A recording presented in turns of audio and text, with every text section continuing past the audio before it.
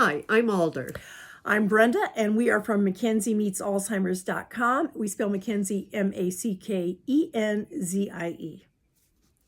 And today we're going to talk about why it is so important to talk to children about Alzheimer's disease. And some of you may have heard this story before, but it's worth repeating.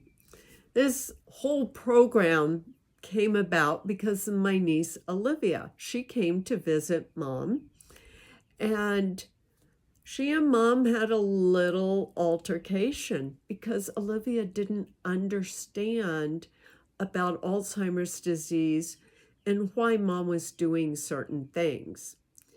And I started looking for all sorts of resources to tell children about Alzheimer's disease and just couldn't find anything for the real young ones. So decided to create it ourselves because it's so important for children to maintain a relationship with a loved one who has this disease. So that's why it's important to educate, because then children don't realize or don't think that it's their fault or they've done something wrong.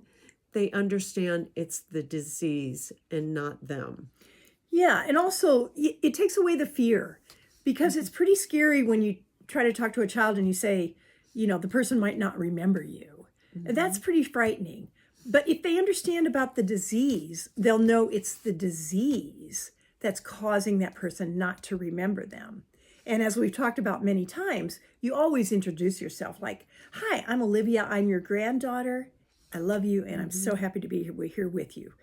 That will just immediately set a person at ease, usually, because they know that you're someone that loves and cares about them. And that's such a great tip. Thank you, Brenda, for reiterating that tip. And the other thing, in this day and age, post-COVID, we have so focused on washing our hands, not getting diseases that are going around, staying clean, wearing masks.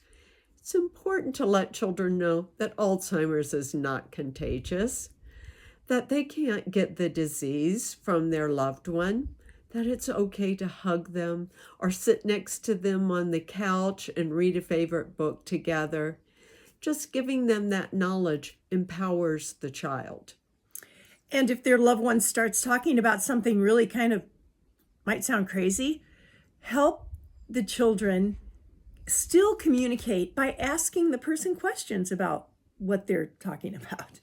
That can help just encourage a whole conversation, and children like fantasy and storytelling. So it's okay to get them to engage with their loved one in some stories. And those might be the things that they remember as adults. They'll remember that moment when they talked with their grandmother about this incredible thing. And it might be off the wall, but it will be fun. And it will engage the person and help them feel worthwhile. You reminded me, the first time I asked Mom, "How are you feeling?" she said, "I feel thonky."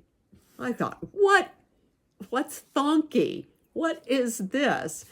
And she was describing how she thought she was feeling, but she couldn't come up with the words. And people lose words when they have Alzheimer's. And so they will make up words to try and express themselves. And it's kind of a fun thing to give your children the task to become sleuths so they can try and figure out what their loved one means when they're talking and when they're expressing themselves.